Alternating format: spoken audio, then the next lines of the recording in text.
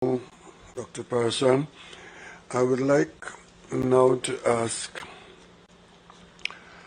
the Minister in the Office of the Prime Minister to go into the details of the adjustments that we are going to make today, which will come into force at midnight tonight and be in force for the next 2 weeks, in addition to what we have already placed on the table.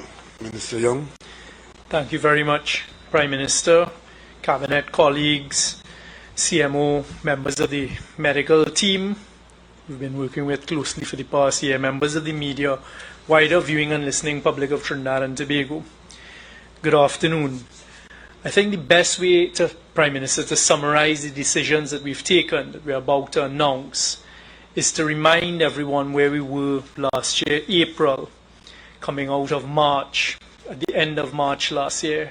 And the phraseology we used was work from home, stay at home. That is the mode that we're going back into. So basically we're asking everyone to stay at home.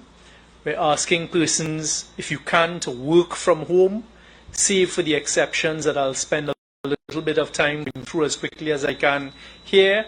We're currently settling these regulations, which will be published, and as the Prime Minister said, they kick into force from midnight tonight, and the time frame we're looking at for all of these things are from the 8th of May to the 23rd of May. So we're sticking with the 23rd of May. So work from home, stay at home.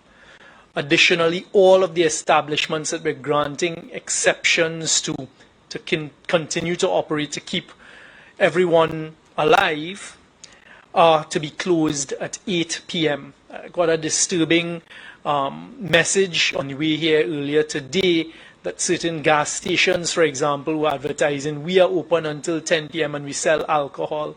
That's not the type of behavior we're looking for.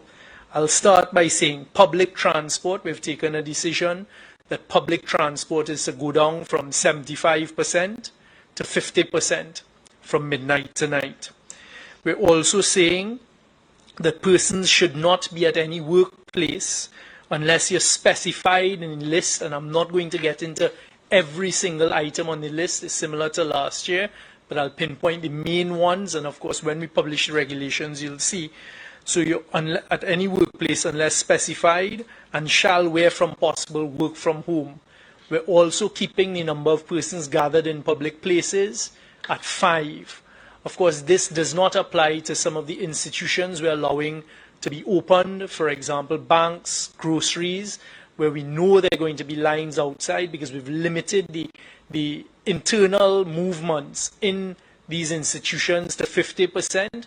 So outside of banks, groceries, pharmacies, we're asking, please, socially distance. As the CMO pointed out, the wearing of masks remains mandatory and can attract a criminal fine, a criminal offense, criminal charge with a fine.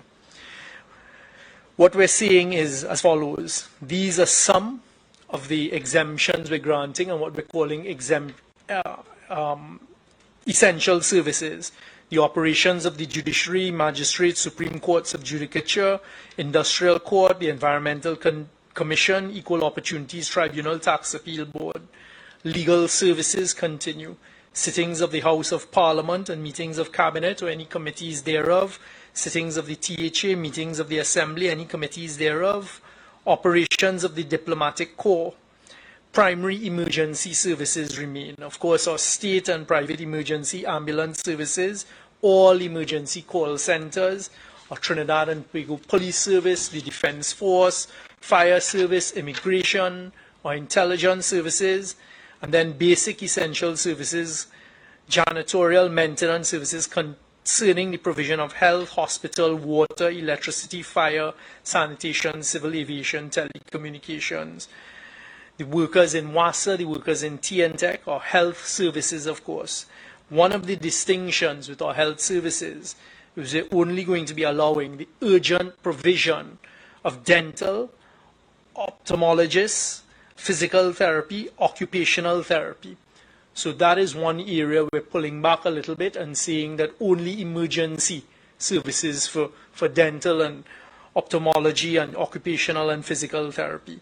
Essential janitorial and maintenance services for private condominiums, townhouses, residential homes, public and private facilities. These are essential. We have taken a decision that I'll come to in a short while with respect to our domestic workers and gardeners. Unless you're living at the residence, we are also putting a hold on that for the next 2 weeks. The prison services, children's homes, private security firms, and estate constables, special reserve police or municipal police, essential as you would expect. Social workers and that whole blanket of workers to provide the social services will be allowed. Caregivers, workers providing services at hardwares, including electrical and public plumbing establishments, of course, closing at 8 p.m. Financial and insurance services, and that suite, which are spelled out here in the regulations, will be permitted. But again, with the proviso, only those who are required to come out. So even in these essential services, we're asking that only the essential workers come out and the rest of us stay at home. Live-in domestic workers only. Service providers who provide services that are necessary to maintain the safety of sanitation and essential operations of residences, such as plumbers, electricians, exterminators. Again, these are on a as-needs basis and emergency services. We are allowing, of course, those the plumbers and electricians to go to persons' homes, etc. Retail services. Retail services, we are allowing, and we have taken a decision after consultation and after a number of representations to the Prime Minister and the committee, discount stores. Unfortunately, in the last 24 hours or so, or less than 24 hours, we've had some type of behavior that concerned us, where we had said certain discount stores, those that were membership stores, should pull back because we were having large gatherings of people. As we've heard the doctors tell us over the past year, this is what we're trying to avoid, the congregation and allowing the virus to spread. We've taken a decision that we will allow these facilities, and one of them being PRICESMART, to operate, but only to sell the grocery items and the food and essential services items. We're asking them to work along with us because it's for the safety of persons and at a 50% capacity. So they are included. So in retail services, we're allowing that. We're allowing markets, supermarkets, fruit stalls or shops, vegetable stalls or shops, bakeries, pharmacies, and parlors for the provision of food, medicine, and other necessities of life.